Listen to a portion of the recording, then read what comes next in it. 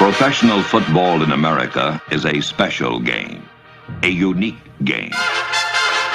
Played nowhere else on earth, it is a rare game. The men who play it make it so. Hey, everyone in, let's go. Huddle up on three. 1, 2, 3, huddle up. Y'all like y'all never played football before. These guys are nuts. You hear me? They breathe just like we do. Yes, sir. They sweat just like we do. Do you hear me? They went through 2 days. We went through 2 days in 110-degree heat. Yes, sir. I want you to hit everything to move. If the ref gets in your way, you hit him. Okay, then, let's play. But they're cheating us too. They're against us too. This is our team. This is us. Let's go right now. Let's get it off now. Let's go.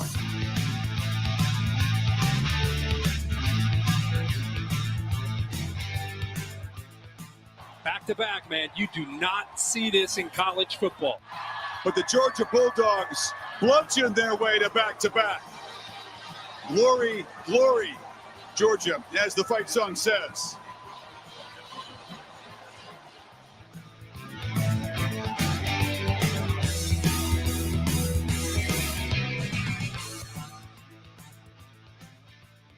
For the lead.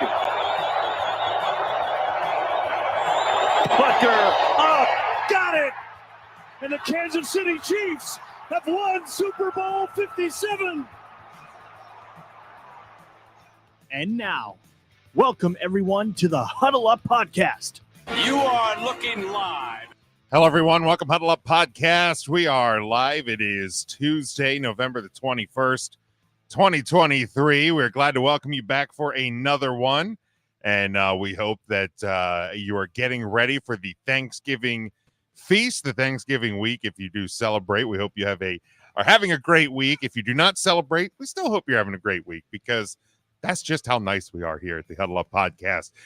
So make sure you follow us on all of our social media, Huddle Up Podcast, Facebook, Twitter, and TikTok. You can get us on YouTube. You can get us on all podcast platforms. We stream on Twitch now as well. And you can get our merchandise over at tpublic.com. I believe, I forget exactly when the sales ended, but I think they were up to like 40% off everything on the store. So you can head over there and do that. Devin checking in with us. If you are following along on the live video, give us a like and a share. We would certainly appreciate that as always. Matt, and taking in the hideous in-season tournament courts in Philadelphia tonight. We hope he is enjoying the night off. And go Sixers, but EJ and Kyle are back for another one. We'll start with Ernest DJ Christian. How you doing, my friend? I think I lost track of how many nights off that he's having the show this year. Thank you. Realizing. I mean, it's getting harder to defend it, but it's okay though. We missed. I mean, he's on my show last week. We had a good time with that. But yeah, happy Thanksgiving to everybody here. Great week, great show ahead. I can't wait. Yeah, plenty to talk about, plenty to digest. And some big games to predict. Student of the game, Kyle Nash, how we doing? EJ, Jim, let me be among the first to you and all of everybody watching to wish you all a happy Thanksgiving. And of course, shouts to gigantic slacker Matt Muehlheisen. We also hope that he too has a happy Thanksgiving. Hopefully he doesn't fall asleep in his mashed potatoes with his slacker ass. Wow. Throwing he said what he said. All the shit. I said what I said. By the way, I'm glad you mentioned the merchandising. T-Public there at the 40%. It means it's the ideal time to hit the class. Merchandising. And rightly so. Hit the clat, baby. So great. Always gotta hit the clat. I'm still trying to get him to retweet it or buy something. I'm sure you get one day. We will see. We'll see what we can do. Buy anything. I just want him to acknowledge that hit the clat is a phenomenon. Exactly. Hell, I'll buy it myself and send it to the man if he acknowledges us. But acknowledge me. How you doing, Jim? I'm doing good, man. It is my we're 2 days away from my favorite holiday of the year. Hell yeah, me too. My favorite also too. Yeah, definitely. Food, football, and lots of excitement this week. So let's dive right into it. We might as well not beat around it anymore. Let's look at this past weekend.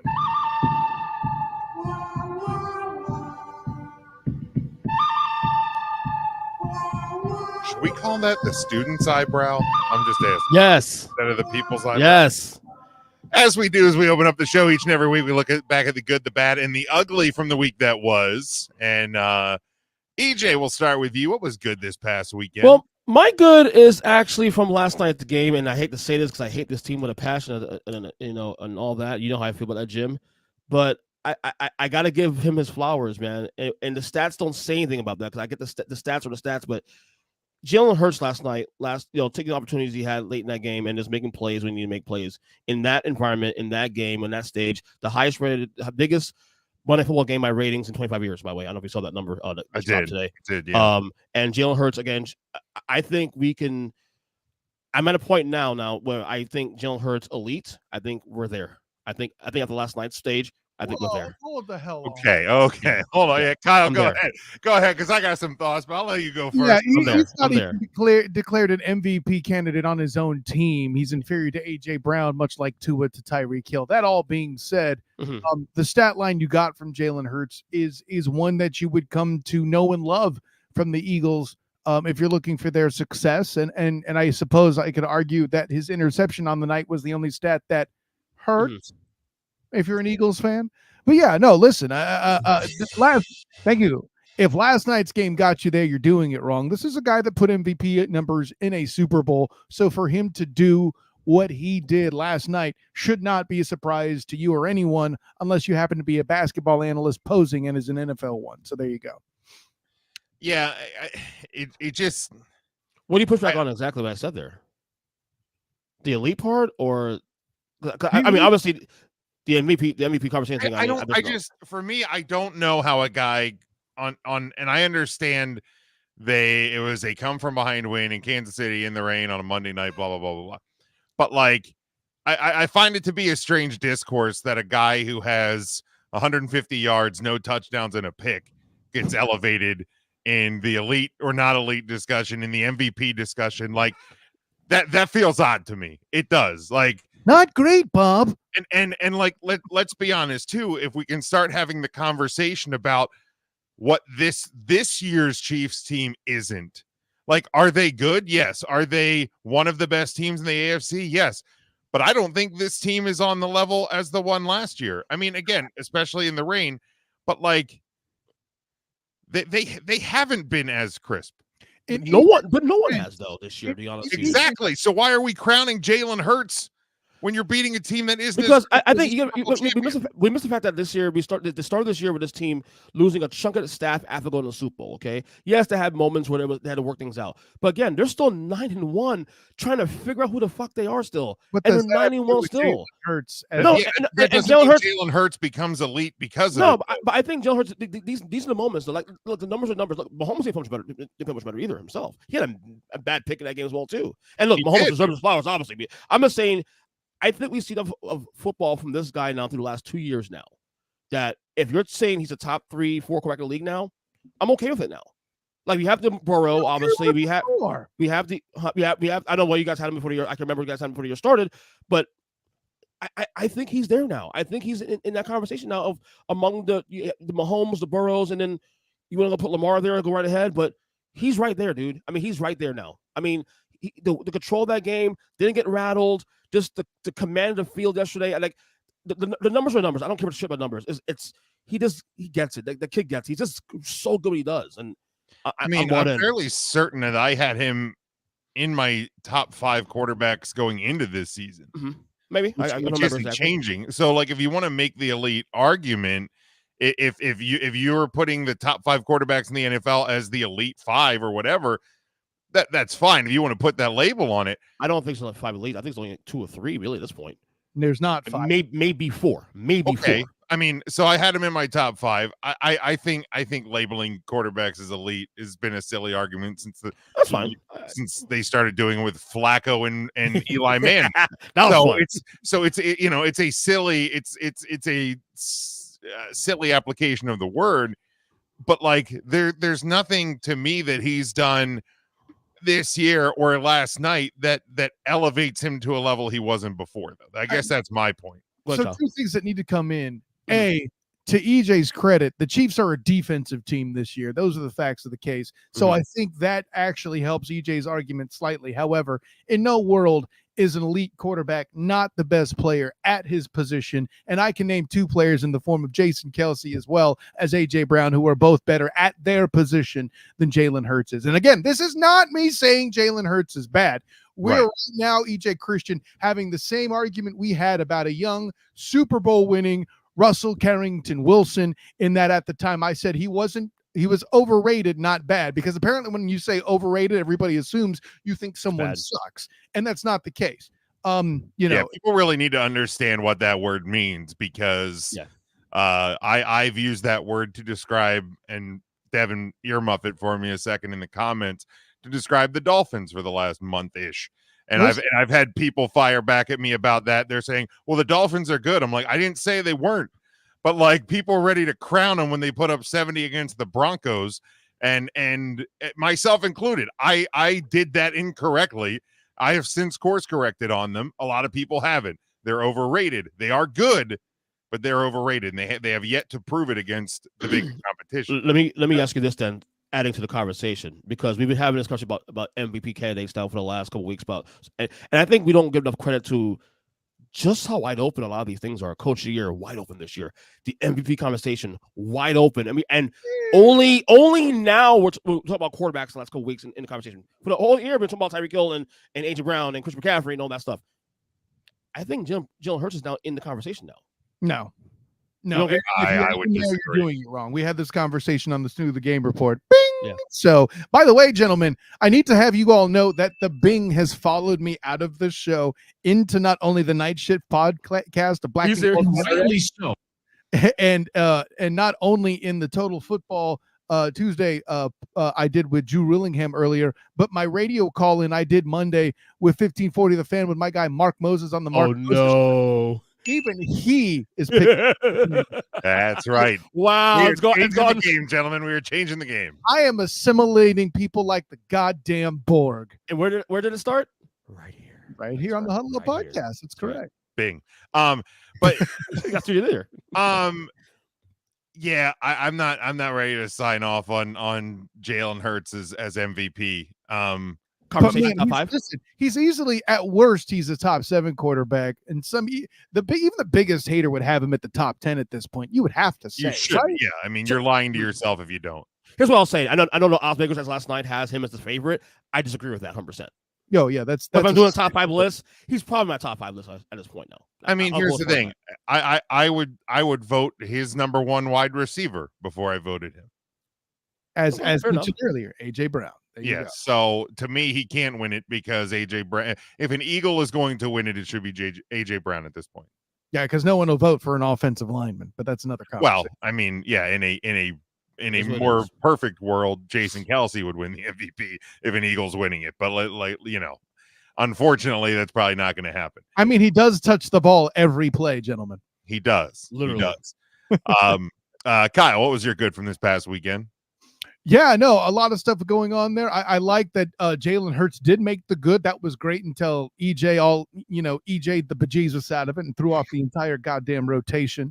No middle ground about that. Listen, my good is Michael Penix and those Washington Huskies holding on to beat Oregon State. Listen, this game and the one after it upcoming with Washington State in the rivalry game is Admiral Akbar all up in this humpy bumpy, meaning it's a trap. Okay. Like you got to hold for it. And it's very easy to look ahead and be like, oh my God, we got to beat Oregon again. And there we're in the playoff and we can show the world that West Coast football is legit here, even though we may not be members of the Pac-12 eventually. West Coast football. Yeah, more on the Pac-12 in a little bit here as we predict the games this weekend. Yeah. But yeah, I don't think people are giving enough credit to what Penix and Washington did in those weather conditions in a game where they weren't favored. Like, we've been talking about this Washington team and where they enter the conversation, and we'll obviously we're going to talk about the new rankings here in a minute, but to go on the road against Oregon State in the rain in a game that you know, you can call it disrespect, whatever. They were not favored in that game, and they came out and they won and they held on in a tough one. And that's something that should be appreciated. And I like there was a couple people in the media. I can't remember who exactly, but people were talking about Jaden Daniels and his gaudy numbers versus, I don't know, whatever Division I AA school that LSU played this past weekend. EJ Christian. But a lot of people were talking about, Penix's numbers weren't as flashy, but to do that in that game was more of a Heisman statement than what LSU did. I'll see that and build on this. And I mean, no disrespect to the Marge in the room, but I find it a little bit insulting myself that the main role of a particular quarterback is to not lose a game in the form of J.J. McCarthy. Because when any opportunity for Michigan to struggle has occurred, when they're not the boa constrictor, as they've been dubbed officially by Joel Klatt, J.J. McCarthy is more renowned as somebody who can lose the game more than can win it, where Michael Penix is at the helm. I don't hear about. I also don't know that I ever really bought into. Not you personally, Jim. No. But in general, I thought that McCarthy as a Heisman front runner was always an odd choice by odds makers, and I think that's rightly so. And over the last couple of games, I mean, the game against Penn State, we talked about how intentional that was. And then this past weekend, again, Admiral Akbar was screaming, "It's a trap." And as Michigan's done over the last couple of years, they kept things very vanilla the week before Ohio State, and rightly so. Because you shouldn't need to bring out all the flash and flare in that game. It almost bit them, but again, they survived. As well, and we'll obviously talk about what this upcoming weekend brings from there. My good, and it's something that is about 1,000 years too late. And if you listen to Jerry Jones, he was 100 years off when making the announcement. But Jimmy Johnson finally will be inducted into the Dallas Cowboys Ring of Honor on December the 30th. Yeah, way overdue. Passionate about that, there, Cowboy fan. Oh, to be fair though, when I saw that thing, it reminded me of a blog I wrote like 10 years ago where I excoriated Jerry Jones. Oh, for this shit, excoriated him. Like, what the hell are you doing? It's been comically embarrassing. Like most things Jerry Jones does, comically embarrassing. But I don't know what finally possessed him to make the decision to put Jimmy in this year, but maybe it's the fact that he's 82 and Jimmy is 80. I don't know, but definitely the right choice. Maybe some of the negative karma will soon start to break away, but definitely a good. That could be it. Actually, the karma trying to reverse the. I'll take anything at this point if we're being honest about it. So will Jerry Jones, homie. I love how Jerry's like, I'll take whatever I can get. And it's like, if you believe that, you would have done this 10 years ago, dickhead. But Kyle, what was your bad from this past weekend? There's a lot of directions I could particularly go. I know I feel like I say that every week, but my bad this week is I'm going to go ahead and say Joey Burr out for the year. Not just because of my Super Bowl pick, but the NFL is less good without him with the Cincinnati Bengals. That is not how anybody wants to see a season end. I know there are other parallels one could use, but also that game overall, taking out two significant NFL players in the AFC North, with also Mark Andrews being confirmed to be missing the entire regular season. That is craptastic. The only winners might be the Steelers, I guess, potentially the Browns. I don't know, but yeah. Maybe. Who lost with those two things happening, gentlemen? America. There you go. Yeah, I mean, to kind of expand a little bit, I mean, injuries in general. Jordan Travis from Florida State. Nick Bosa out for at least 4 games, I believe. Sir, if things go the right way, Jordan Travis isn't a part of this category. More on that later. Okay. But yeah, I mean, just Aaron Jones out for it looks like to be a at least a couple weeks, maybe more. Yeah, just a lot of injuries this weekend again, and not good. Not that any injury is ever good, but some Right. long-term ones. But it's amazing how like one injury to a key player can shift an entire conversation around an entire so obviously look, even if he was still healthy, they might maybe lose the game to Baltimore, but you're still thinking, okay, you're still getting the wild card at least. It changes the entire wild card scape in the AFC now. The entire wild card situation now is wide open now because of them being gone. That's an open spot now. Yeah. I mean, losing to Baltimore, even if Burrow's there, I'm not 100% sure that I'm totally bought in on they're going to catch a playoff spot. Obviously they would have been in the conversation for teams still alive and capable of doing it, but like they were digging themselves quite a hole. True, and the schedule is tough and too. as Also, we've talked about, they have an difficult upcoming schedule. I do want to circle back. Devin did have his good, of course, his Miami Dolphins getting the win that I wanted them to lose. Yes, Devin. ugly win, but you take it. Yeah. Can we not put the Dolphins, who are currently averaging 20.5 points, in the good category quite yet? Can we pump the brakes a little bit on that? Well, Devin had to get one on me because I picked them to lose. So I'll give him that one. EJ, what was your bad from this past weekend? My bad. Last night again, Chiefs receivers. See, if you were an actual Giants fan, that's where you would have gone. But okay, sure. I that was on the list actually, but I say, you know what? Screw that.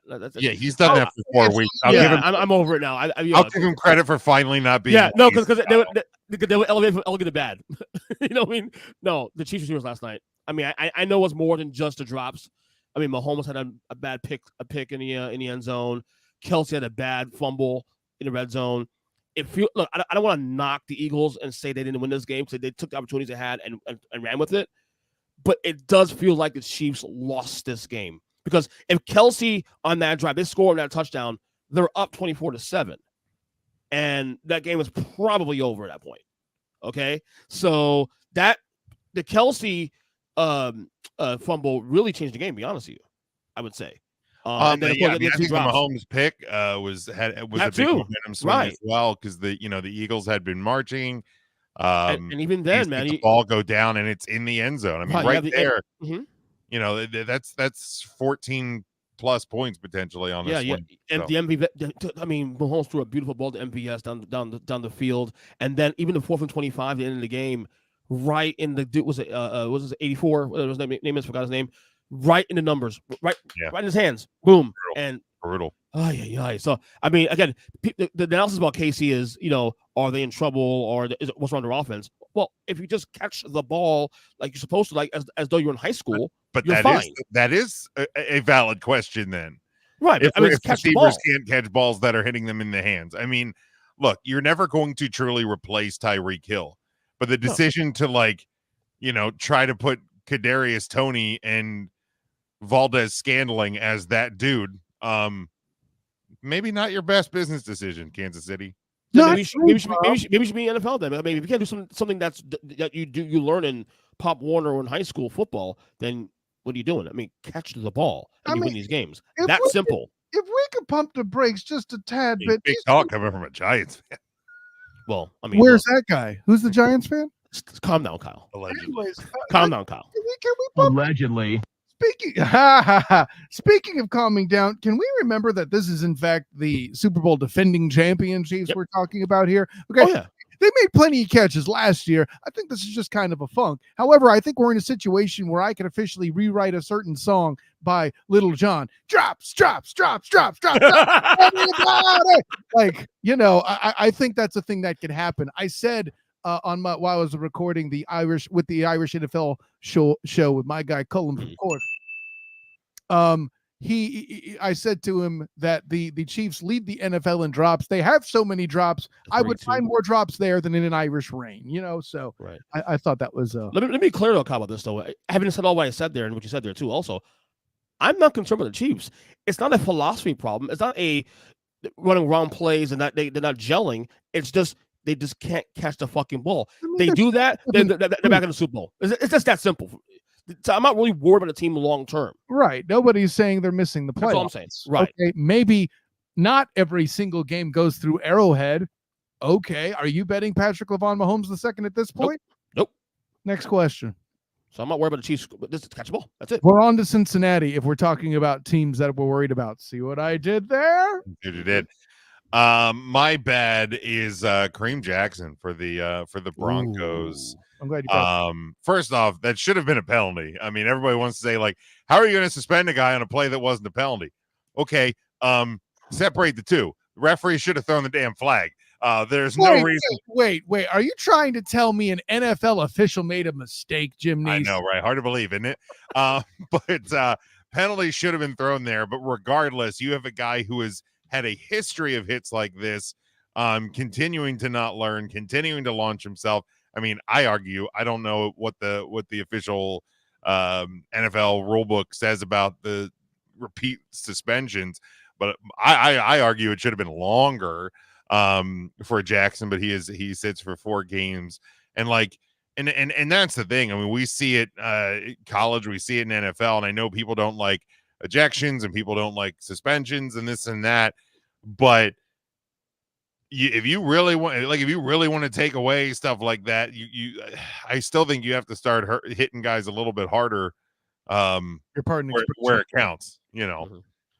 But yeah, just an ugly hit there for sure. And the morons that actually fight back with that, oh, I didn't hit him in the head. Like he practically spears the guy. Right.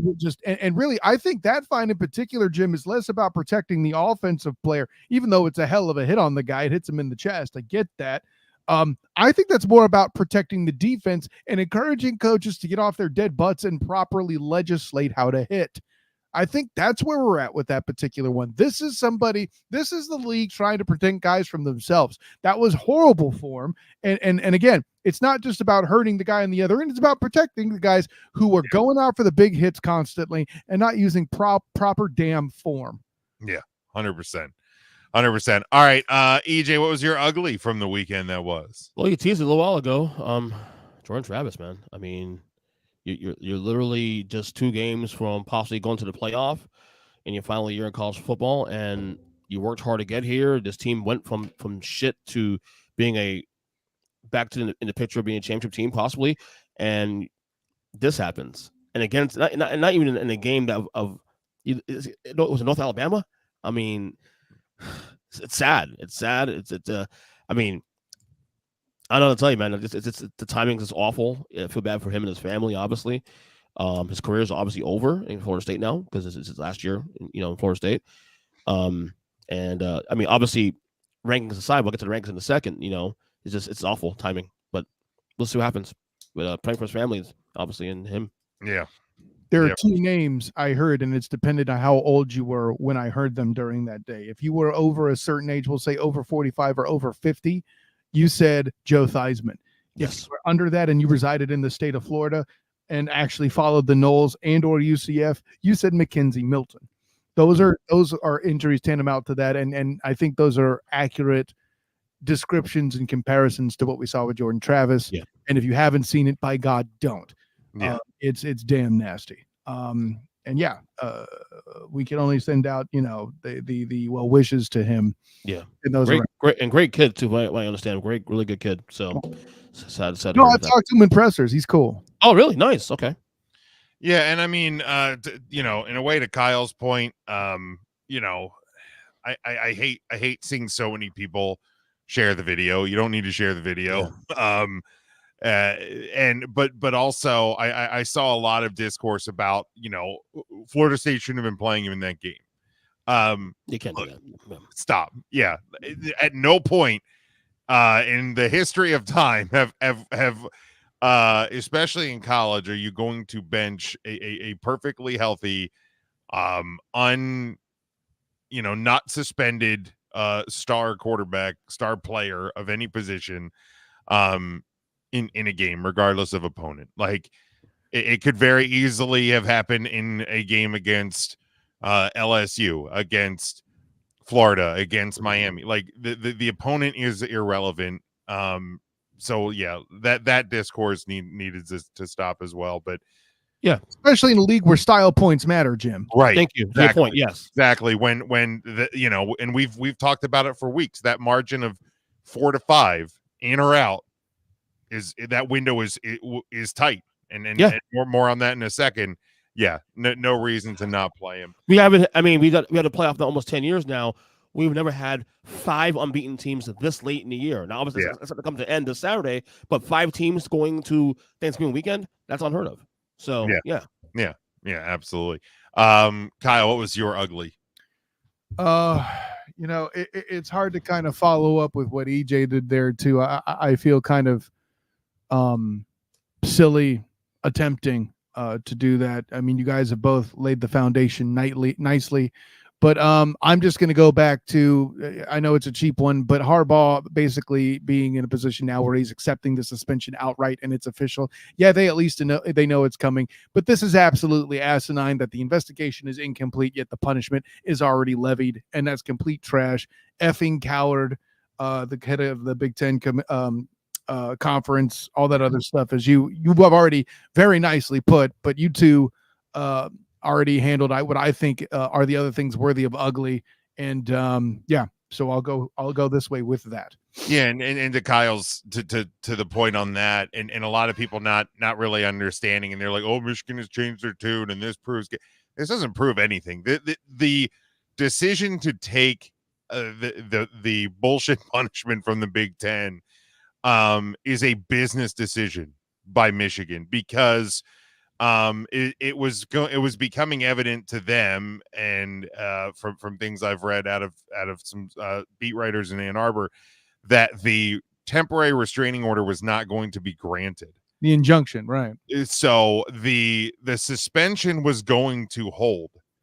What this did is it prevents further punishment from the Big Ten. Like, the legal fight with the conference is over. The legal fight with the NCAA continues. That investigation continues. But as far as the Big Ten goes, that is over. So there was going to be no other punishment there. That is a smart business decision by Michigan. Again, I think it's absolutely absurd, like Kyle said, that you were going to punish while there's still an investigation. But unfortunately, this is what Tony Petitti has given us and given the college football world.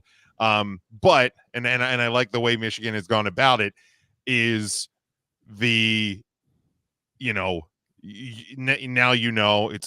it's about focusing on the field, and everything will lead to this Saturday, which obviously we'll be predicting that game coming up here in a few minutes. Can you imagine how intolerable Michigan fans are going to be if they beat them without their coach on the sideline? Rightfully so. Yeah, and rightly so. I don't mean to be disrespectful. And rightly so. Yeah, no, I'm glad you hit the clat, both of you, on that. I don't mean that disrespectfully to the Marge on there. Perfect stuff all the way around, gentlemen. Marge. Yeah, and if you're Ohio State and you're Ryan Day, if you go into this Saturday and you lose, not only is it 3 straight losses against your most hated rival. I mean, I've seen, and it's said on both sides that if you go 1-11 and you beat that team, it's a good year. If you go 11-1 and you lose to that team, it's a bad year. So, like, for Ryan Day, if you lose this game and the guy on the other side of the field is not Jim Harbaugh, there's going to be a lot of questions from the media in Columbus. And again, as Joel Klatt would say, and rightly so. Are you trying to say, Jim, that it wouldn't be Ryan's day? And lastly, I'll just run through this one real quick to get my ugly out of the way. The New York Jets not benching Zach Wilson until now. And to go from him being we're sticking with Zach Wilson to he's now the 3rd string quarterback behind Tim Boyle and Trevor Siemian. Mathematically speaking, Jets still alive, but clinging to life, clinging to the bottle of ayahuasca. But But yeah, just they waited way too long on this one. Numerous decisions led to this point, not having a better, not going out and getting a better backup when Aaron got hurt, and all of that. But yeah, just clinging to Zach Wilson for far too long. Clinging to the speck of light in the darkness retreat. Yeah, there it is. That's good. I like that. All right, let's Devin here has his bad and ugly has to be FedEx Field, not having hot water for the players after the game. I think you could have just stopped at the bad and ugly has to be FedEx Field. I mean, well, I can explain the issues, guys. The heat for the showers is being diverted to power Ron Rivera's seat. Yeah, that's the truth. That is the truth. So true. And yeah, just how do you lose to the Giants? Just right. Brutal stuff there. Twice. You would say that, Cowboy fan. Relax. Hey, man, Jim, twice. No, brutal. No, Jim, I wasn't talking to you. I said Cowboy fan. That's Anyways, me. All right, gentlemen, let's get to this week's college football playoff rankings. As we see them here again, we can talk about anything from 10 on down, but the big ones here: Louisville 10, Missouri 9, Alabama 8, Texas 7, Oregon 6, Florida State 5, and your new top 4: Georgia 1, Ohio State 2, Michigan 3. Those are unchanged, but Washington finally cracks the top 4. The Huskies, rightly so. The Huskies are in as of today, And rightly so. Kyle, where do you want to start on this one? I mean, to be honest, the top 4, the only way the top 4 surprises me is that the committee finally did the right thing. And for those who think it's just because Jordan Travis is injured, no, I think this is a committee finally respecting the Beavers the way that they should. There's probably a joke in there somewhere, but what I'm going to say is, an upcoming, the biggest problem with Oregon State right now is their damn schedule, and having the conference and schedule share Washington and Oregon both. It's just completely unacceptable that they are ranked. In my opinion, they're a better team, for example, than Oklahoma. And Oklahoma almost lost to UCF and lost to a team that UCF trounced 45-3, but nobody wants to talk about that. By the way, team in question is also 20th. That makes a lot of sense. No, it doesn't. I'm still kind of baffled why Notre Dame is ranked below LSU. I like that Mizzou is still in the top 10. I hate that Texas is still 7 for no good reason, despite their only successes being against teams that I mentioned that UCF had a heck of a day against. And much to the chagrin of many people who dislike corruption in the collegiate ranks, Liberty has made the top 25. And what in the entire fuck is Clemson doing here? I blame you, Notre Dame. Yeah. Unfortunately, we got to take So that one. You think Texas is too high? Just real clear. Absolutely. Okay. Yeah, I mean, they beat Alabama, but they lost to Oklahoma, who again, shouldn't be 13. But okay. I do like Ole Miss at 12 there. I hate, actually, Ole Miss should be at 11. Why the hell is Penn State still being? Why are they top fucking 15 team? What are we doing? Yeah, it's laughable, man. They are not. Man. They are not the 11th best team in the country at all. I did have to chuckle because they were between, I forget who all the talking heads on that pointless show on ESPN are. But it was Herbstreit, Galloway, Greg McElroy. McElroy was going off, and I kind of agreed with his point about why Oregon State fell from 10 to 16 big Steve. when Tennessee's getting beat week after week and it was only falling like 1 or 2 spots. But he's like, I don't get it. And I just want to, I was screaming at the TV, SEC bias. Like, what is there to figure out, my man? Is that why Texas is 7th, SEC bias? I mean, well, when you beat everybody, if you beat, the second best SEC team, that has to prop you up. So in a way, it's SEC bias by default, That's the only but point. Yeah, I don't understand why Oregon State tumbled as far as they did with a close loss to the now number 4 team. But yeah, it and again those when you're talking basically outside of the top 8 at this point, I get there's going to be bowl seating in there, but it's not going to have impact on, it shouldn't have too much impact at the top. I think Washington getting in here is both, rewarding them for the win, and I think they'd be lying if the injury to Jordan Travis wasn't taken into consideration. Had to be. Like, as unfortunate as it is, Florida State does become a worse team because of it. So I was not surprised to see them come down. To be fair though, Jim, I've been saying as a Florida State fan myself, we're actually 2 weeks late on that change though, because we were saying, I know all of us were saying that should have been the case with Jordan Travis in the helm. Right. So certainly, and Washington's gone through that gauntlet of teams in the last month though. They got rewarded. I think the real story here, guys, is now that we're here, and this is the way the rankings should be. Whatever, Georgia's put some distance on themselves and everybody else. To be honest, number one, the real story is going to be what's to come. Because obviously Ohio State, Michigan work something out this Saturday. Florida State has Florida, and then Louisville in the AC title game. The possibilities: what if Alabama beats Georgia in the AC title game 2 weeks? Washington still has to play. Technically Oregon is not settled for that yet. I think there's a case for Arizona to get in there if they win. Apparently, I think so. Yeah, I think if the Pac-12 title game is not set yet, but there's a lot of things there. And obviously the big focus is really Florida State now, because is there a scenario? I mean, we discussed in the past, last week, and we did that, but we now, as we get closer now to conference championship weekend, do we see a scenario where Florida State unbeaten still misses this playoff? And if so, what are the scenarios? I have opinions on that. I have opinions on what they need to do to offset that possibility. I mean, obviously they're going to have to go undefeated for sure. Number one, if they lose, or if they win, this weekend against Florida and the ACC title game by both games by less than a touchdown, I think it hurts them.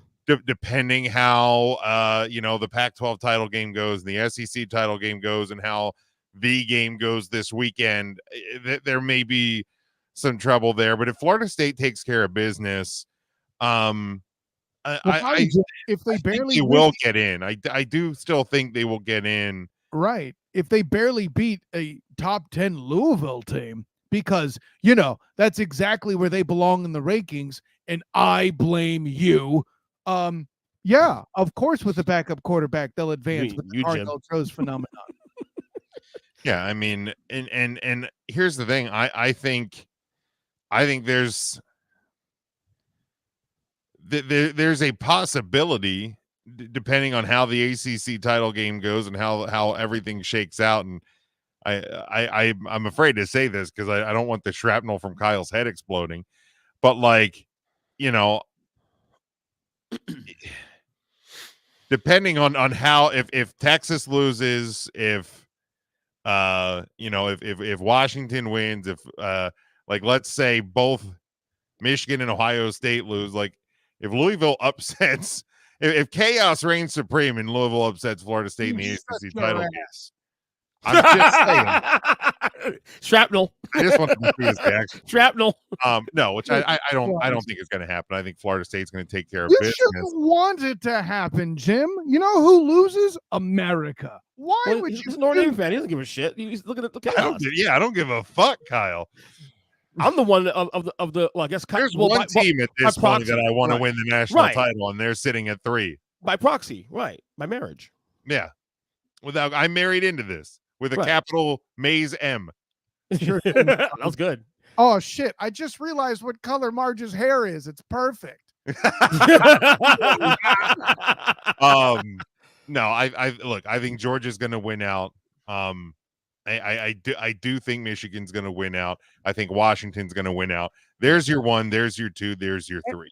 But listen, of all of those that you mentioned, Washington clearly has the most difficult road, and I don't think it's goddamn close. Actually, right? No, they absolutely do. I saw the stats today though. Apparently, Florida State has the 4th toughest schedule this year. Apparently, Washington #1, FSU's #4 apparently in the country. How? Don't look at me. I don't do the metrics on this. This is according to Yeah, this night. Shit. I'd love to see the source on that one, and I hope it's not. That's what they said. They said that slap him repeatedly. based on the metrics, they said that have FSU. What metrics? Where did you see it? Was the source trust me, bro? This is what they were saying today during the reveal of the rankings 2 hours ago. That Washington had #1 so the schedule this year. Is your source? Stop it. I mean, can you make a case against somebody else had a hard schedule than Florida State? Why is it? Oregon. 5 recordings I've had, including one with you, EJ, that I want to choke you right now. I'm not saying I disagree. I'm just saying this the metrics they use. So technically, based on these rankings, Florida State's beaten how many of these top 25 teams they've beaten this year? Beat Clemson 24. They beat LSU 14. Know it. They're going to play number 10 in 2 weeks, and they don't belong there, and you goddamn know it. So what? That's wrong. 3. Washington, if they go undefeated, will have beaten the current number 6 team twice. Oh no! They have the hardest. They're #1. They were #1 according to their metrics. And Florida State was 2. Four, not 2. Oh, they were 4. 4. Which, if that's the case, why the hell was Florida State ever ahead of them? Well, I don't know. We said this 2 weeks ago. We should have swapped that a long time ago. I think the Oregon State win put them over the top. I guess that's what I guess. I mean, again, I think Georgia. I think Georgia. Once these next couple of weeks shake out, I think it'll be Georgia, Michigan, Washington, and Florida State. Let me say this though. I do think, assuming we get some sort of chaos in the next 2 weeks, I think the only team I feel like is borderline immune from getting knocked out of the 4 is Georgia. They can lose Alabama in 2 weeks, and I think they might still be okay. Yeah, probably. Yeah, I mean, if it's I think if it's a, I guess it's probably even if it's a throttling by Alabama, which I don't see happening. As long as Georgia beats Georgia Tech this weekend, I think they're pretty much locked. It'll just a matter of it. Order, Jim Neese. What's that? Tall order. Yeah, right.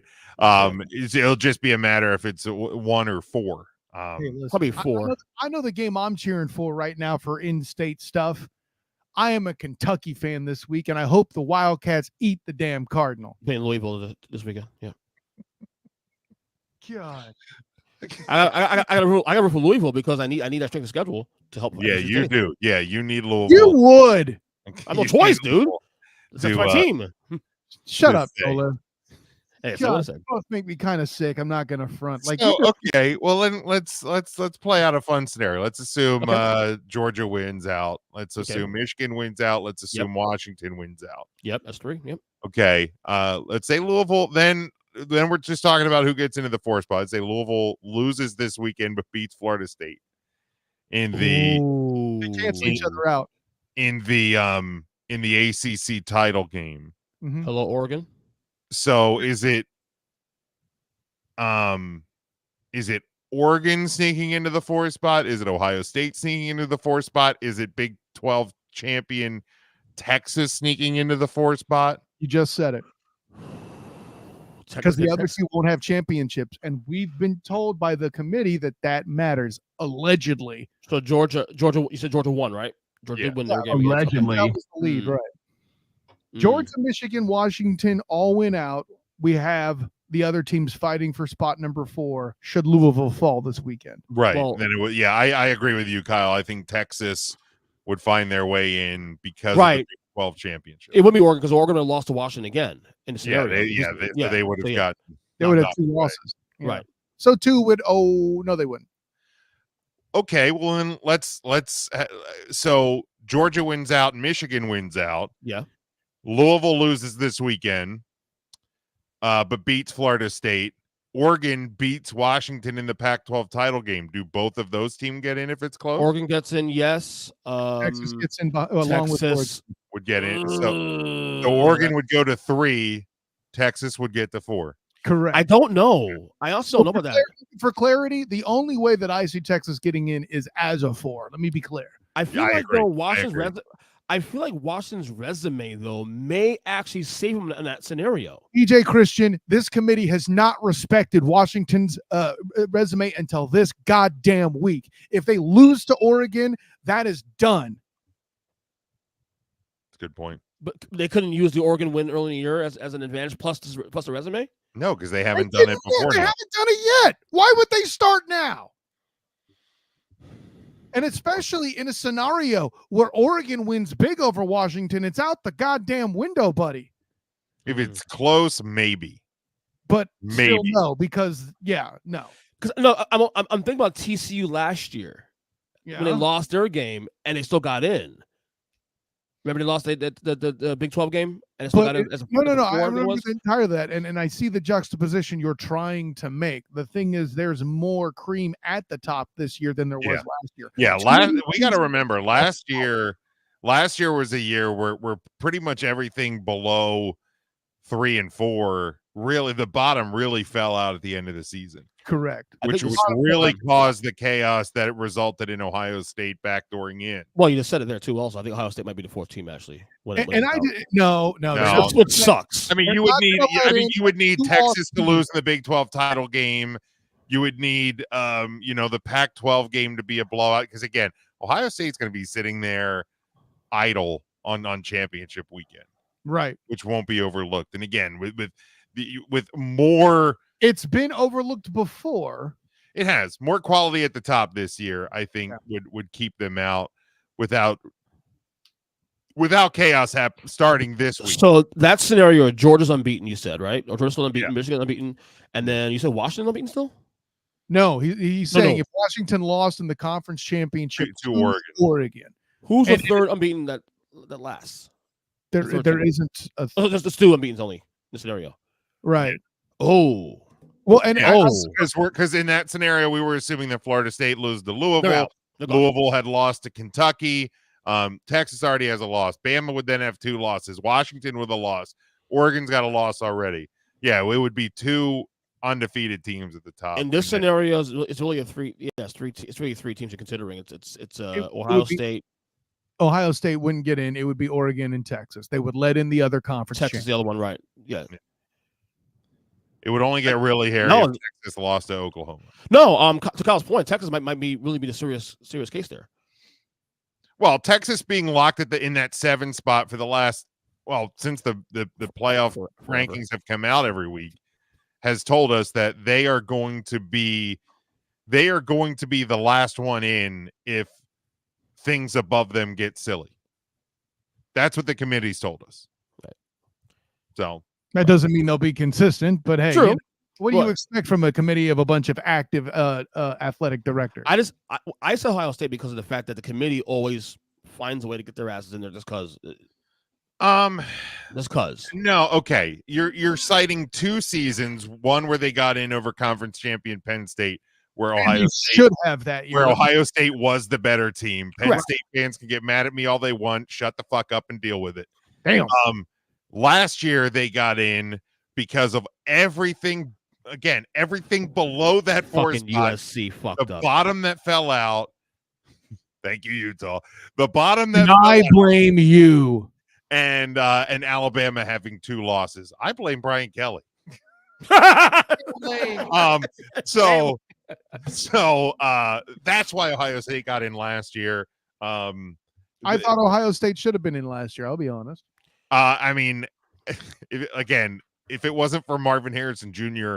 getting hurt in the national title game, Ohio State would have been your national champion. He ain't lying. So basically, somehow the committee sadly did get it right as we look back in hindsight. But basically, if you're a Knowles fan, this is simple. You take care of your business. Yeah, stop points. That's all you can do. At Florida State, that's all you can do. You have 2 games in front of you. Win them both. And you want Georgia to win out because by having Georgia win out, it eliminates all the extra possible baggage below you.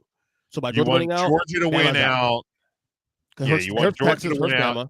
You want you want the result, whatever's going to happen with the game this weekend. Yeah. But Florida State just has to do their job. Right. All right, let's move on here to some games for this upcoming weekend. Mm-hmm. Final weekend in the college football regular season. So sad. Rivalry week. And like, I get it. Like, everybody's got to hype up rivalry week. It's not as pretty as a lot of people want it to look. There's still a lot of bad games. And There's still plenty of good ones though with your hater ass. there is, but hell, it's rivalry weekend. It's Thanksgiving weekend. Enjoy the football. But we will start Friday night, Black Friday night, 8:30 Eastern time on Fox. It is number 16 Oregon State. They are 8-3. They travel to number 6 Oregon, 10-1, a 13.5 point home favorite. 62.5 is your over under. EJ, we'll start with you. Let's go Oregon. They smell blood. They're closer and closer to having a chance to get in this thing. So they'll cover. Give me over. Pac-12. All right, Kyle. No, I think EJ's got this right. As much as my actual advice would be don't bet this game except for the over. Bo Nix is the most experienced college football player allegedly ever in the Power 5. I say jokingly, of course. I believe Bo Nix is the Beaver. I don't know what that says about his lifestyle, but I believe that's the outcome of the game. Yeah, look, Oregon has no choice but to win. They have to win out if they want to get into this playoff discussion. We've seen it multiple times this year when, just about every time when Dan Lanning wants to get this team ready, they come out on top. I think they do it. I think they even cover the 13.5. I think they have a lot to prove going into this final weekend, and I will take the over, yes, because it is the Pac-12. Then we go to Saturday. It is big noon. It is on Fox. It is the big one. Number 2, Ohio State, 11-0. At number 3, Michigan, they are 11-0. Wait. It's not UCF Houston? I see what you did there.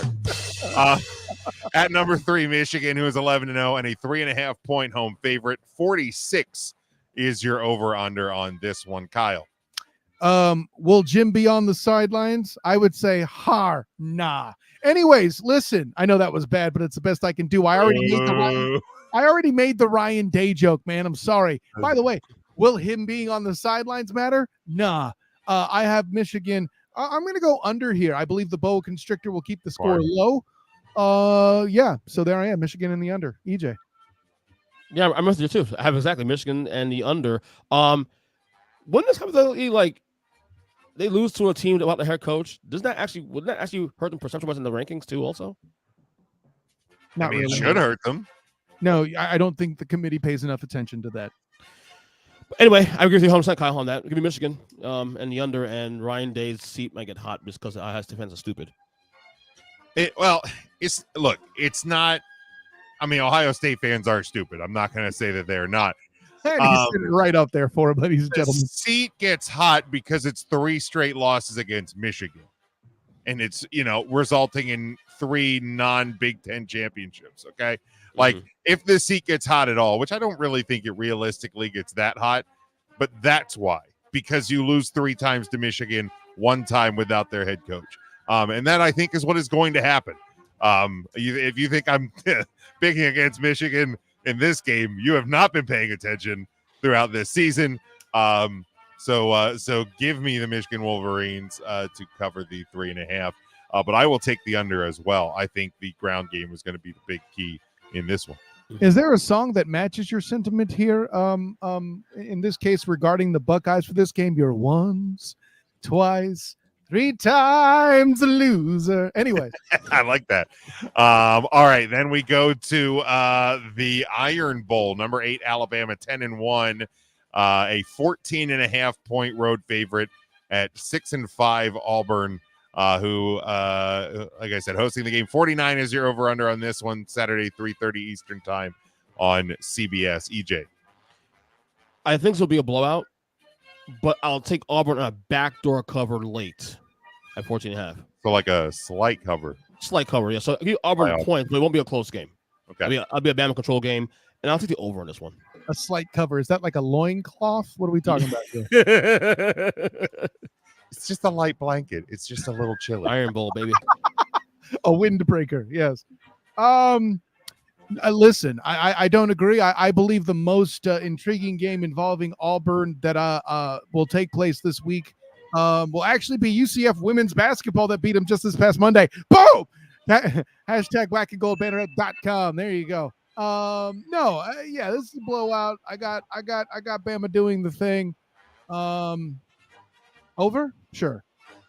Look, you know how much I hate Alabama. You know how much I would love to see them lose the Iron Bowl.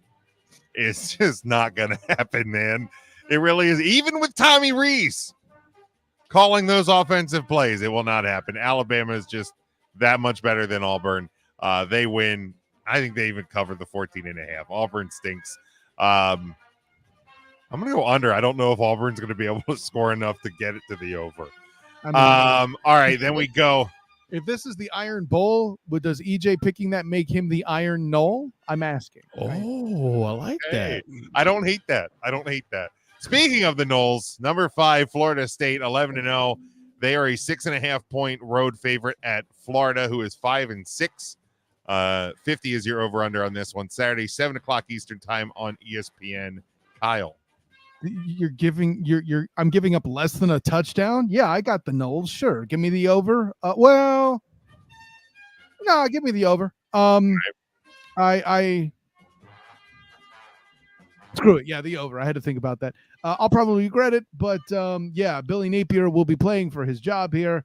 I don't think he'll get fired out of Florida, as this is only his second year, but yeah, he'll be playing to leave some sort of positive taste in the mouths of the Florida boosters. Meanwhile, I have Kentucky crushing Louisville because I said so, and I want the Knolls to be irrelevant, just like the ACC deserves to be. No offense to you and your I don't remember Louisville, Kentucky being on the run sheet, but maybe I missed. Maybe I missed it, Jim. I went rogue. Throwing it into the fucking. You got a copy that I didn't get? Yeah, well, no. What it is, fucking hack me? It's sick. See what it is? It's me rubbing in that conference loss from earlier in the year. That's what it is, Jim. Yeah, that doesn't. There's no conference loss. That's the joke. Weird. Yes, I know, Kyle. I get it. I know. That's the joke. EJ, go ahead. Homer. Look, man. Look, I don't give a damn how bad Florida is, man. This game is just almost on level as AC championship for me now. I hate the games with a passion. I don't give a fuck how bad they are. Give me the Knolls to cover this game. I don't give a shit. What just happened? Jim's confusing me. I don't get him. He wants me to. No, listen. Give me the Knolls to cover this game. I don't give a damn. This is what Jordan Travis, baby. Just for Jordan Travis, and give me the over, like Kyle said as well. This is for Jordan. Sentiment is incredibly real. Yeah. Yeah. Look, I love the mess of the EJ. I've never really been a Florida State guy. I've never had no reason to dislike the. You don't say. But look, I mean, Florida could spoil the playoff chances. They can get bowl eligible.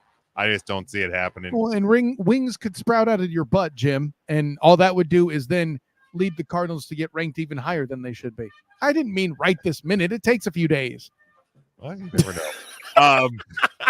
No, look, Florida State's going to win this game. I think they cover 6.5. This Florida team is not good. I don't care that it's in the swamp. It's not going to mean anything this Saturday. Florida State's going to take this one running away with it. And I'll take the over in this one.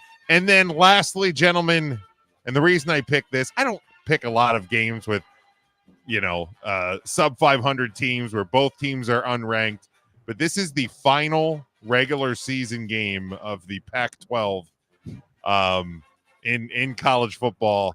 The last kickoff of the Pac-12. It is the California Golden Bears. They are 5-6. They travel to the Rose Bowl to take on UCLA. 7-4 for your home team there. A 9-point home favorite. 52 is your over/under. Saturday, 10:30 Eastern time on ESPN. Kyle, go ahead. If you're going to start with this, I'm going to have to quote Mike Tomlin. We do not care.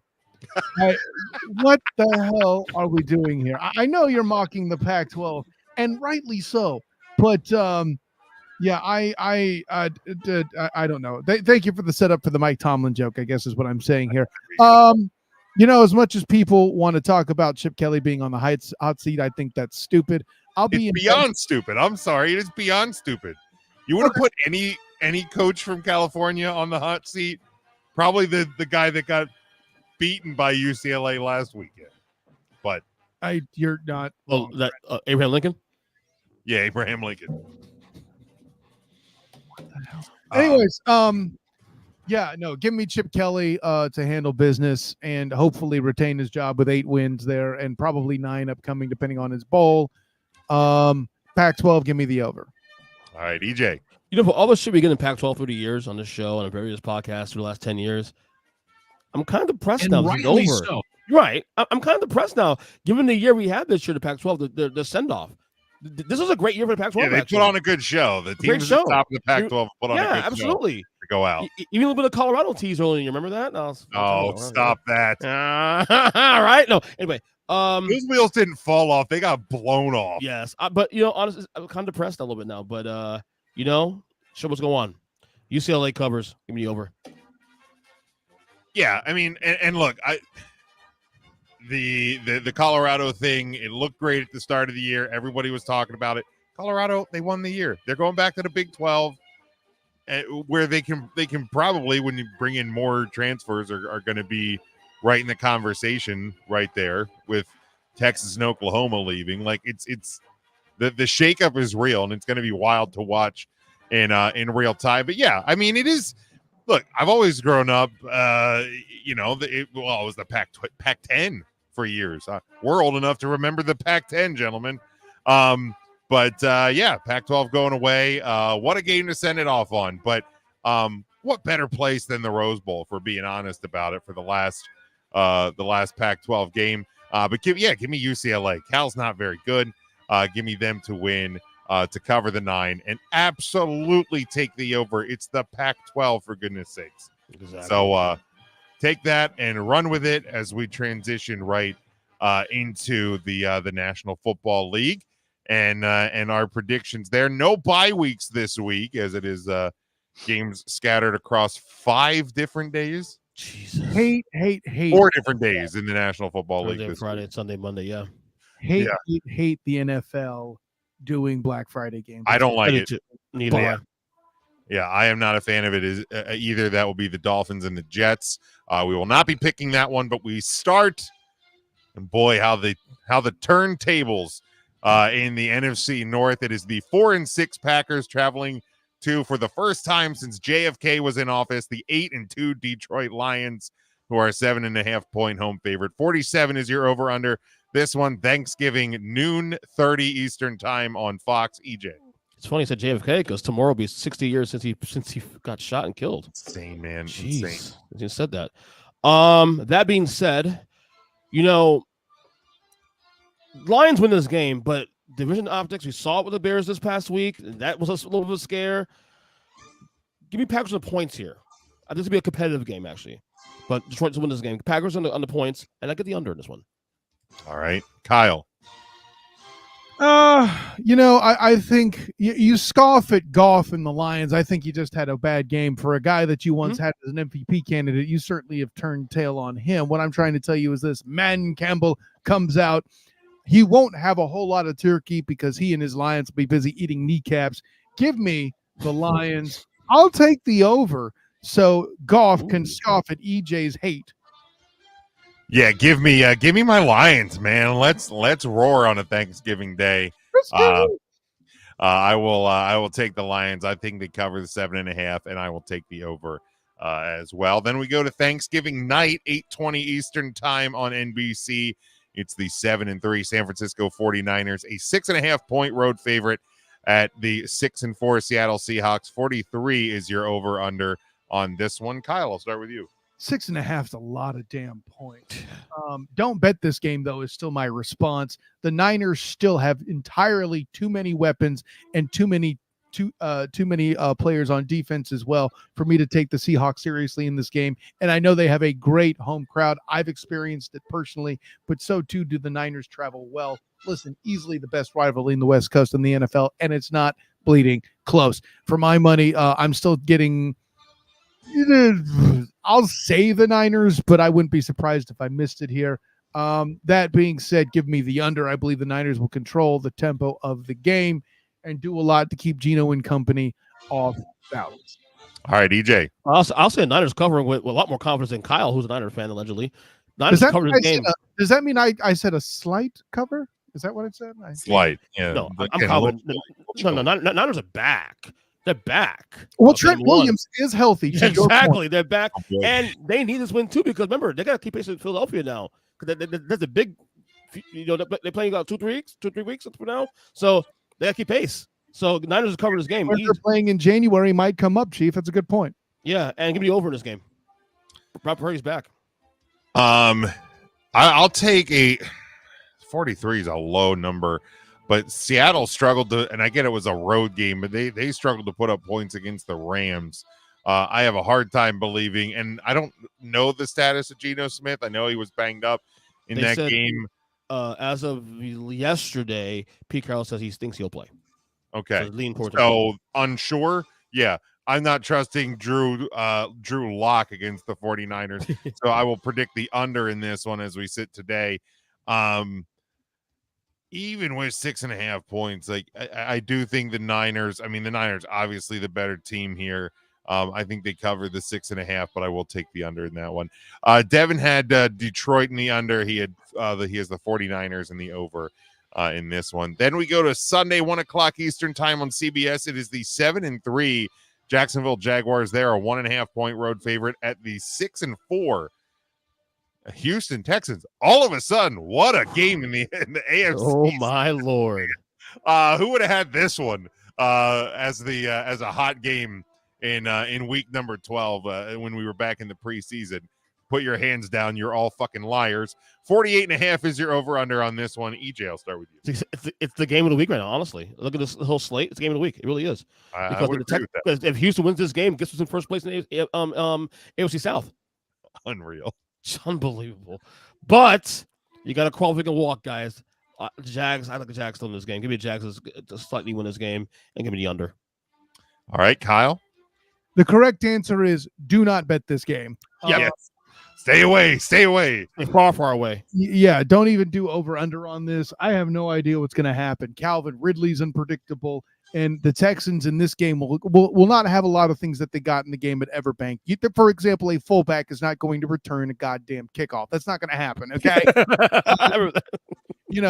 I don't think Tank Dell goes completely off based on 2 blown coverages by Darius Williams. I don't think any of that happens. And the one bright spot in the game, as mentioned before, was Travis Etienne, as I wrote about on the Jaguar report of SI. But listen, gentlemen, here's my punchline. I am going to pick the Jags for one reason and one reason alone. I picked them to split in late August. And considering the fact that I literally feel like this game could go either bleeding way, all I got is my gut at this point. That being said, I'm going to say bet the over. I like the over. I like the over in this one. To your point about Calvin Ridley, I hope Zay Jones stays on the field because as your boy Travis Holmes has pointed out many times on Twitter the last few days, when they are both on the field, Ridley's numbers skyrocket, and I could use more big fantasy days out of Calvin Ridley. So let's keep that mojo going.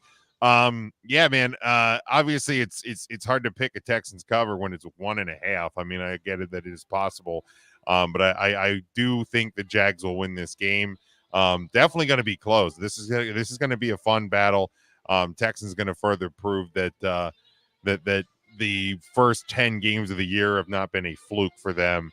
But Jags and the over in that one. And then lastly, we go to a game that all of a sudden has playoff implications written on it. Mm-hmm. It is the 7-3 Cleveland Browns at the 5-5 Denver Broncos, who are a 2.5 point home favorite.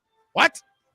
35.5 is your over-under on this one, Sunday, 4:05 Eastern time on Fox. Kyle, I'll start with you. At the risk of going against what will probably be a sloppy game, I'm going to take the over. I'm going to pick it for Kenny on this one. I think all the disrespect of him at quarterback, he's still the better option. The Browns defense is awesome, but guess what? The Steelers here have a pretty damn good defense. Broncos. Broncos. Oh, Broncos. Excuse me. God, why did I think Steelers? That was last week's game. No, Denver Broncos. And I even picked this game earlier on the Total Football Tuesday with Drew Willingham too, so I don't know what's wrong with me. Let me try this again. I have Russell Carrington Wilson. The Broncos defense is still pretty good, while the Browns defense is pretty awesome in their own right. But who they have at quarterback? Yeah, I'm not sure. They keep giving me these 3 letters. I don't know this cat. I pick Russell Carrington Wilson and the Broncos to win this one in particular. Give me the under. Under 35.5. No, give me the over. Okay. I was going to say, like, it is a dramatically low number for a National Football League game. Just so we're clear, Jim, last week's Steelers-Browns game, over-under was 32. We both picked the under, if I remember. Snug with ease. Ease. I mean, the Steelers offense stinks out loud, though. So did not pick it for Kenny on that game. After all, stinks out loud, that offense. EJ. And again, you're seeing the impact, right? This game is the reason Joe Burrow's season injury highlights this game in the first place. The impact right there. You know what I'm saying? Under is the bet. In fact, I will probably bet this game is under.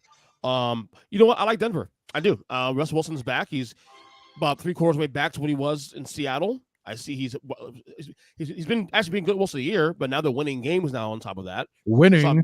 Sean Payton's actually started, doing the right things there. Defense is really playing well since. Wait. You mean Nathaniel Hackett might actually suck? The hell you say? Ever since that 7-point loss to Miami, they've played much better on defense. The defense has dramatically turned around. So the streak continues here. Give me Denver to win and give me the under on this game. And I'll bet the under. That'll be my lock, actually. Yeah. It's such a low number. Under. I mean, You're nothing but a I say that, but there have been a couple of games this year with the Browns, as good as they are on defense, where they've given up 30+ points. Already brought up last week. It's just weird. I mean, no. I'm saying the Browns themselves. Ravens game, the Colts other game. with the Browns, buddy, is they might score. So there's that. Yeah, that is the thing. I'll take look. I know 35.5 is a low number. I will take a slide over in this one, but I wouldn't bet it. Slight. And you know what? Let chaos reign supreme, man. Let's get Denver to 6-5, Cleveland to 7-4. Let's let this AFC playoff race get even more nuts. Why the hell not, right? Why the hell not? Give them some excitement, because the NFC is just we pretty much already know who's going to be there. So I tried to tell you, but you wouldn't listen. But so that's going to round us up in the Week 12 picks in the NFL. And well, you know what time it is. Uh-oh.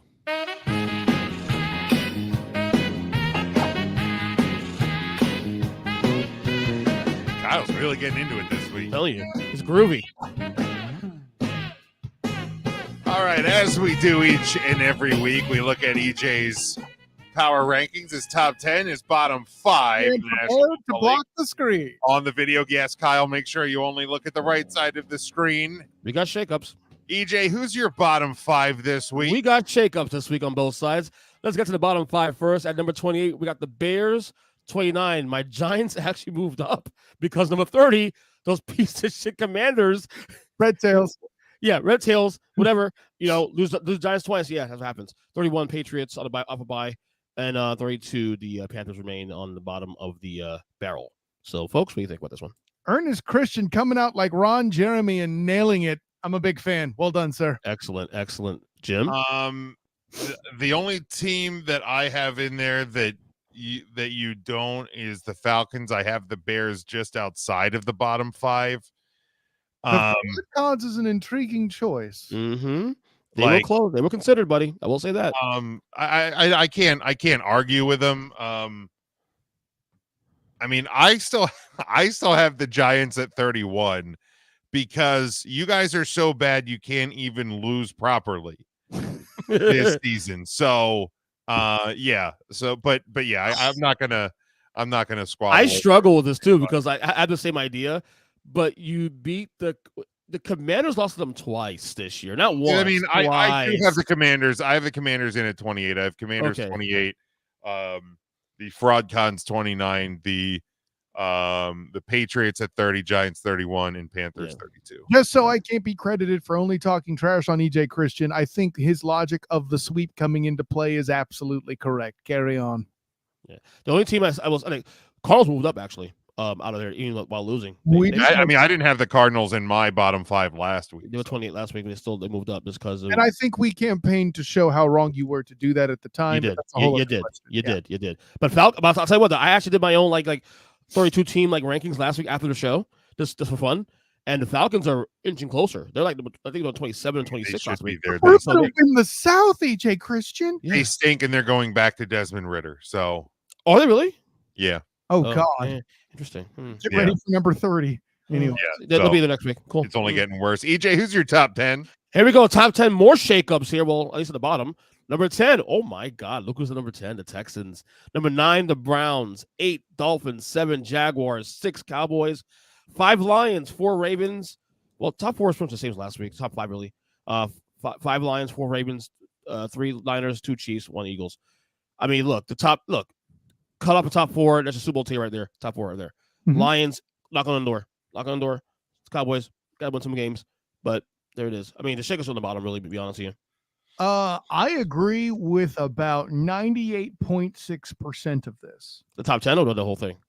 The top 10 in particular. No. Hey, listen, you're great on the bottom 5. Totally down there. Riddle me this, Batman. Because I have nothing else.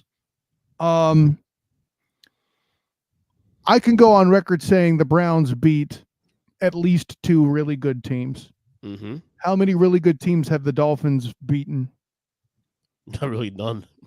That's 0. why the Browns. That's the head of the Dolphins. I can see the case there. I can see the case. Point. Yeah, I have the Browns and Dolphins flipped on mine. And the Browns last 2 weeks have beaten the Ravens and now the Steelers. I'll pose to you another question. Mm-hmm. How many good teams have the Houston Texans beaten?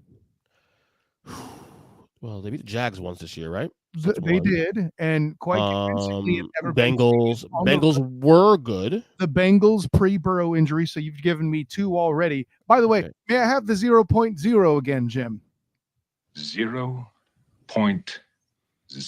Your continued disrespect for the Houston Texans after coming out of the gate, putting them in the bottom 5, where you were distinctly Morningstar to shit and back for weeks on end, is a blatant failure. And rightly so. Last week, the Texans were at 14 on my list. I did a list last week, an actual list. Which is wrong. 14. I don't give a shit where you were last week. All it means is you were wrong last week too. We keep fucking doing this. Look, we can't all be like Colin Perfect, buddy. Don't be rude. So with the Dolphins, you did the hands. I had to do it. The Dolphins at 10 is what I rearrange. Browns and Texans. You have the correct teams. So your order I take issue with. No, I can see the case there. You had the Texans at 14. Yeah. And you moved them 4 spots up because of a 5-point win over the Cardinals. Well, the problem is, remember, the Bengals are now out because of Burrow. So there's a lot of shakeups happening that out of control. So, I mean, it's one of those things where, so they're 14. 13 was the Vikings. 12 was the Browns last week. 11 was the Steelers. So Steelers lose. Browns move up. Seahawks move out. You know what I'm saying? It's just one of those things, you know? I mean, are they too high or too low for you, Jim? I have the Texans at 10. Okay. But my issue is more that you moved them 4 spots on one win, a close win, probably their ugliest win of the year. No, I agree. I mean, look, I even said that doesn't track for me. I even said on my Unfiltered podcast last week that had a trap game feel to it. That had a be very careful Cardinals, and what happened? They almost lost that game last week.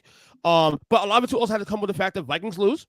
Based on my list last week, Vikings lose, Steelers lose, Bengals lose Burrow for the year. Okay, so a lot of things happen. You had the Steelers too high before. Well, 6-3 too. Also, I mean, dude, they're not really. But the thing is, though, right? But who are you putting in there? You putting Buffalo in there last week after what happened the last couple weeks prior to that? No. So that's what I'm saying. You really only have 4 great teams in this league. You really only that's it. The parity is so sick now. This league it's insane. The funny thing is, I mean, I don't know how many. I don't even know if you have any. Well, I mean, the Eagles. To be honest, the Browns, even the great teams are flawed, right? It's amazing. It's too. Listen, the parity point is a good one, EJ. I get you. Because like last week my top 4 was Eagles, Lions, 49ers, Chiefs. So, like, my top 3 didn't change. Mm-hmm. I still have that as Eagles, Lions, Niners. Like last year. My top 3 still the same last week. Did you drop the Chiefs? No, the same spot. Not you, Jim. I did. Oh. So did you drop them below the Ravens? Yes. Okay. And you did last week too, right? Didn't you also? Oh no. No, they were above the Ravens last. Oh, okay. I thought I'm looking around. Sorry. Yeah, I don't know that I have the Lions that high. I'm not mad that you do, Jim. I'm just not quite there yet. I'm just not. Like even the Browns too, Kyle, to be fair, also, like, do they feel like a top 10 team? Their defense does, The Dolphins, but their offense don't. So it's just one of those. It's a strange year, man. MVP is a wide receiver, and they scored 20.5 points the past 2 weeks and looked like absolute ass against the Las Vegas Raiders. Yeah. Whereas CJ Stroud had one bad game and proved that they're more than just their quarterback good. I can see the case of number 10 for the Dolphins. I see your point. I can see a case for that. That's a good argument. Yeah, I mean, I have Dolphins 9, Texans 10, but I'm not. I don't hate. I don't hate the idea of moving them. I think my point isn't so much that this is terrible. Like I said, 98.5%. I agree with it. That was the lead. What I think I'm trying to show is how muddled up these bottom 3 truly are. I think the Jags are currently head and shoulders above them. Yes, I truly believe the Jags would beat the Dolphins today. The Jags defense are sneaky good. And the only person I know other than me and other writers in the Jaguar Report and Travis Holmes, Bing, Duval Dive, all that, Bing. No one else beyond the Jaguar community acknowledges the existence of a talented defense. I hear morons trying to tell me about Myles Garrett as an MVP candidate. No, he's surrounded by too much talent. If you're going to pick a defensive player, the damn answer is either TJ Watt or Josh freaking Allen. Yeah. Here's the thing for me, like you talk about the tiers. To me right now, the top tier is the 3 teams in the NFC: Eagles, Lions, Niners. And then I think your next tier is Baltimore, Dallas, KC, Jacksonville. No KC in there?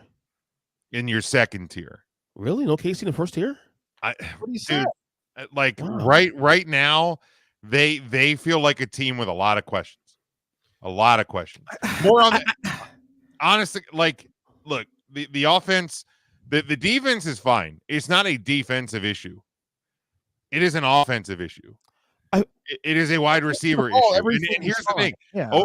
Over their last 2.5, pushing 3 games, like, Travis Kelce has been neutralized, and they don't have a whole lot else. Like, and that I think could be a problem for them as we go the rest of the way. So I feel like the KC part, like everything else I said, I agree with. I feel like the KC part is a little more of a panic thing here because I feel like their issues is, and I mean it's very much so, easily fixable. It's literally, it's not schematic. It's thank you. It's all it is. They catch ball. Look, if MVS catch the ball last night, we're not having this conversation about the Chiefs right now being number 2, 3, 4, week whatever. 1, if they catch the ball, Jim's precious number 2 team, the Lions, get beaten and we won. Right.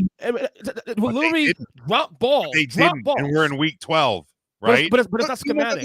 This isn't about moving I'm them not up. saying it's schematic, EJ. It's not about moving them up in the rankings, Jim. What I'm saying is you're acting like there's this team in free fall. They've won. Listen, I don't mean to sound like Nick Wright here, but you talk like they're in free fall and in desperate danger of missing the playoffs. They just aren't. No.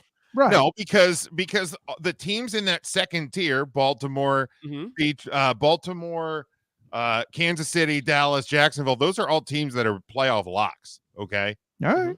And I think Those are teams that are playoff locks. Dallas more because of just the state of the NFC, right? correct. But like, and I mean, over the last couple of weeks, again, they haven't played anybody, but they are winning as they're supposed to for the first time in a while. But if you look at Kansas City's season, obviously they had the close week 1 loss. Mhm. They beat Jacksonville by 6. They blew out the Bears. They beat the Jets by 3. They beat the Vikings by 7. They beat the Broncos by 11. That was a close game for the record. Close game for the record. Then they blew out the Chargers. Then they lost to the Broncos, 7-point win over the Dolphins. And now this week, only Andy Reid's 3rd loss coming out of a bye week. to the Eagles. Yeah, the Chiefs aren't in any danger of missing the playoffs. And when they get to the playoffs, obviously they know how to win. But like when I'm looking at this season as a whole, and particularly the last couple games, like again, it's not schematic, it's not coaching, whatever. But if you're at a point where defenses go, okay, well, if I neutralize Travis Kelce, then they have to get the ball to Kadarius Toney and Valdez-Scantling, and Pacheco's coming out of the backfield.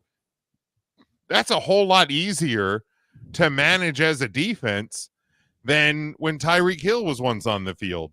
And Travis Kelce was, 29 years old and not 34. I think a lot of the Eagles problems are shaky game in and game out, and they're the number one team. What are we doing?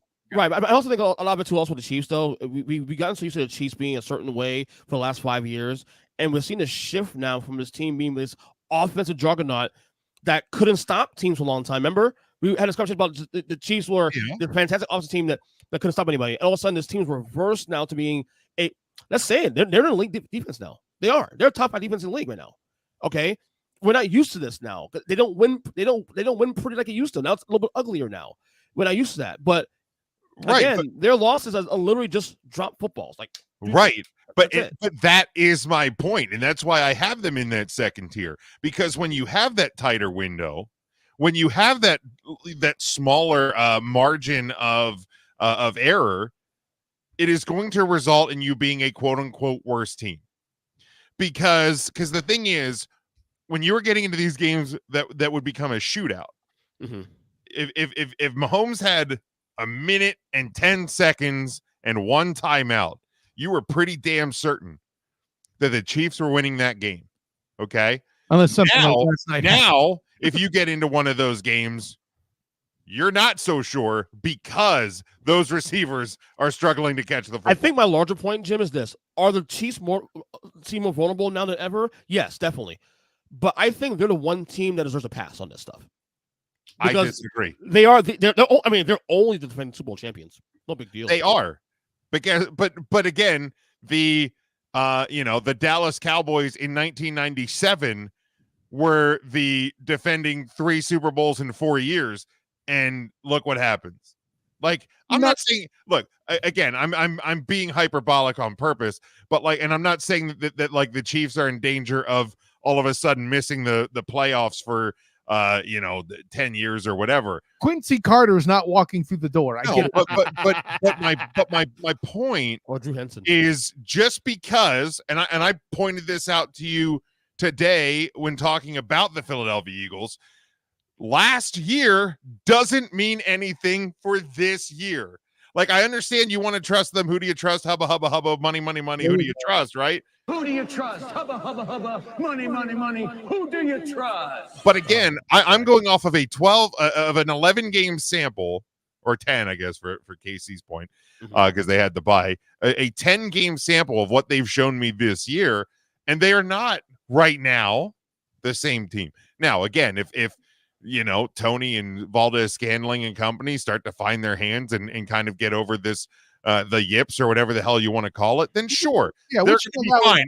There's 7 weeks of season. You're not unreasonable. I get it. And I will react in just, but like right now, they're in the middle of the top 10. I think what I push back on is the whole, like, they're not tier 1. That's the only thing I think I push back on. I'll go through with the vulnerable thing and this and that and some concerns.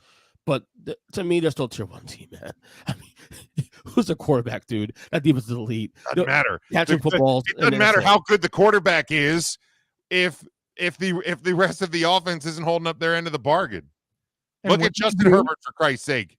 How many balls hit his receivers right in the hands this week, last week, the week prior? Made that point because it did happen again this very week. Everybody's hit. Like fucking. So many guys in sports media are sitting here trying to say the Chargers should move on from Justin Herbert. I'm like, are you out of your fucking mind? Wait. That's a thing? I've seen it. Really is. Oh my Lord. No, they're wow. It's insanity. The reason look at the guy's numbers. That guy is out here doing everything he can just about every week.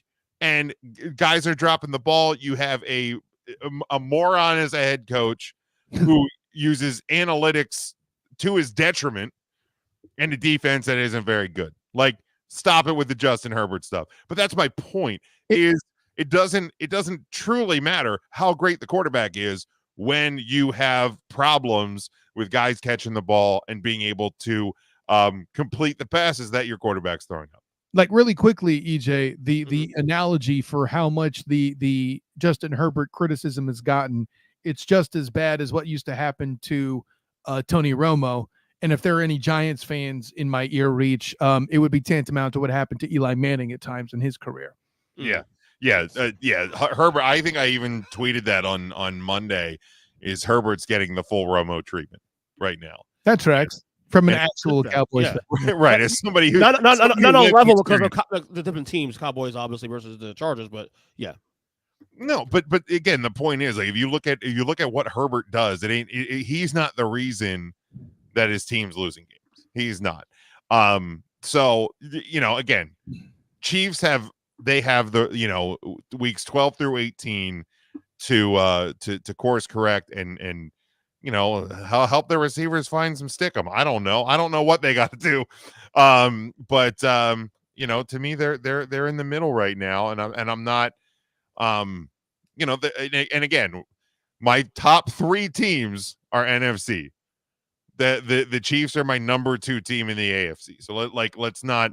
I'm not writing them off. I'm not knocking them out of the playoffs. That's not happening. It's just I got to be realistic about where I think the Kansas City Chiefs are. Fair point. Anything else? I'm good. All right. Let's go to our final segment. You know what time it is? You better lock it up. You better lock it up. No, you lock it up. You lock it up. Lock it up. Lock it up. All right. One guarantee for the upcoming weekend, gentlemen. Kyle, what are you locking up this week? Listen, this is more with my heart than with my head, I'm afraid, and I might get my heart broken in this case, but nonetheless, take me to the state of Kentucky. I'm locking up the Wildcats, causing chaos and eating a Cardinal for their Thanksgiving. There you go. I appreciate that as commitment. EJ, what's going to happen this weekend? My lock is actually a game I'm surprised you didn't add to the list this week. Houston UCF? No, Bills and Eagles. Surprised they added to the docket this week. Well, I stick it to 4 games, and to me, the Bills are. I've picked the Bills losing enough. I wasn't going to do it. Right. Well, I'm gonna hot take here. Hot take. Go ahead. Ooh. You aren't going to do this. I'm calling the upset. Give me Buffalo this week. I have a funny feeling about this game this week. Do you have a record scratch sound? Hold on. What do we? Please, I wish. I do not. Hold on. This has How the hell can this be? Oh, to mention the playoffs for the past 5 fucking weeks out of your goofy mouth, and then you're going to do this? I like what I saw from the offense against the Jets this past week. I mean, in fairness, apparently them firing the offensive coordinator. Down Jets. No, but they showed a little more diversity too. Like, it wasn't just Josh Allen relying. I feel like, I don't know. This has a little letdown for the Eagles, a big emotional win in Kansas City. That's what I think. Buffalo. I think diversity. Buffalo is coming off a big win against the Jets. They kind of swallow with blood. The Bengals are on the paint now. How funny woke Jim found that joke to be, by the way. Right.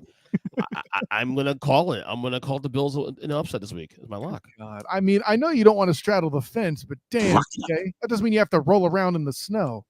Well, sometimes you got to take chances, man. Something.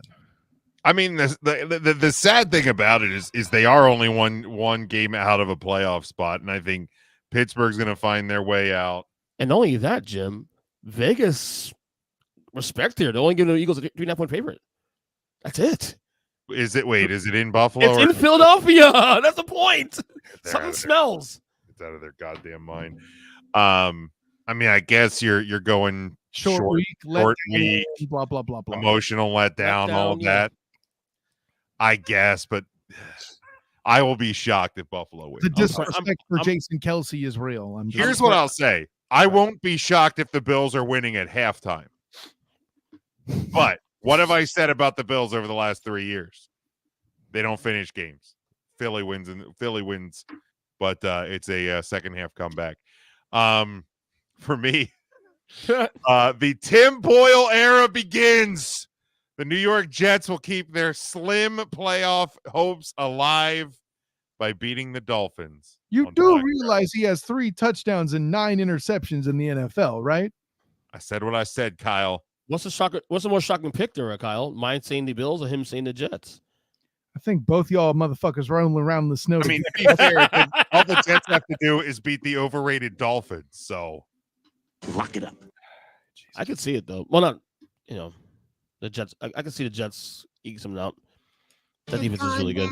Jets. You're 8th ranked Dolphins and shit. Well, if they lose this week, they're out of the top 10. I'll believe that when I see it. No, you lose the Jets with their former third string quarterback now in there and win. I'm just saying, EJ. Now I'm just saying. I don't believe any craziness when it comes to your freaking rankings. That's all. I've been good. I've been good this year, though, guys. You said it yourself. Compared to past years, that is true. You are low bar. You're coming like this. You're like the Niners. You had 3 consecutive bad weeks in a row, and now you've come up with a pretty big win. I think he's just getting tired of us making fun of him. Nah, he'll never get tired of that. Who am I kidding? No, exactly. Who am I kidding? EJ, plug away. All right, folks, guys. First, happy Thanksgiving to you guys and your families, of course. Did we leave the show with that? We did say that, but hey, say it again. Who gives a shit, right? Favorite holiday of the year. Come on. First, a good podcast. All podcast catchers. Jim, you, myself, and Rob Bonnet tomorrow night. Yes, We're going to talk some politics. We're going to talk some Survivor Series. We're going to talk a lot of stuff here on the show. So check it out tomorrow. Of course, me and Kyle today on the report just dropped a couple hours ago as well. We had that today as well. Bing. Check my YouTube page, of course, at youtube.com/Ernest Christian. Other than that, guys, like I said, happy Thanksgiving. Stay safe, have fun, and eat up. Enjoy. All right, Kyle, plug away. Listen, if you have as many turkeys at your dinner as you do times for wishing everyone a happy Thanksgiving, you got a big ass dinner ahead of you. I'm not a big turkey. Not a big turkey guy though, buddy. Hey, listen, you've had enough. You've gone long enough without bad takes. Don't be manufacturing shit right now in the closing seconds, please. Thank you. At any rate, of course, an honor, joy, and privilege to be with you all. And may your tea day be as amazing as EJ Christian apparently hopes it is. Of course, I'm Kyle Nass, the student of the game. You can find me on Twitter at the SOTG. Find me on Instagram and Threads as the same, the SOTG. Find me on Facebook as the student of the game. Check out my writings with the Jaguar Report, as well as my work with the 3-Point Conversion. Look for all my locker room interviews on the 3-Point Conversion YouTube channel. Check out my work with A7B in sports covering the Orlando Magic, where I will be, instead of live, it's a pre-record with Matt Burchell of the Orlando Sentinel. Look out for that Wednesday night on the Student of the Game podcast, 8:40 p.m. Eastern, as well. Check out my work also with the Black and Gold Banneret, where I will be Saturday covering UCF, hoping to make a bowl game for the 9th straight season. And their first year, by the way, as a Power 5 team, making a bowl game would be a pretty big deal considering how everything went down. Wow, how close this team was to winning 8 games. Anyways, and of course, also look out for the Duval Dive Friday at 11:15 a.m. Black Friday coming to talk about Houston hosting the Jaguars. What a game. What an evaluation you'll get from me and Travis Holmes. Also, look out for the live watch along on the Pro Sports Fans app. Travis and I will be media casting that game. If you're interested in some fun and something better than just, oh, he dropped it, get actual analysis and conversation. It'll be great. No offense to the Manning brothers, of course. But until next time, my friends, class dismissed. Yeah, gentlemen, always a pleasure. Hopefully, we'll have Matt back with us next week as we come out of the out of the Thanksgiving holiday. But again, I will echo your guys' sentiments to you, both of you, and everyone. Hope you have a happy Thanksgiving, and however you celebrate, if you celebrate, that it is a good day for you. If you don't celebrate Thanksgiving, we hope you have a relaxing and safe week as well. But you can get us. Make sure you're following along with us on our Twitch channel, YouTube channel, as well as on all podcast platforms. You can get us on social media at Huddle Up Podcast on Facebook, on Twitter, and on TikTok. You can get our merchandise over at tpublic.com. You can get me at Big Jim Sports, but definitely just want to make sure you hit and follow along and subscribe to the show. If you enjoy it, please share it with somebody else and encourage them to do the same. Continue to grow. We have definitely had one of our more successful seasons as of late. We're going to keep plugging along as next week. And until next week, enjoy the game. Stay safe, stay smart, and as always, go for the win.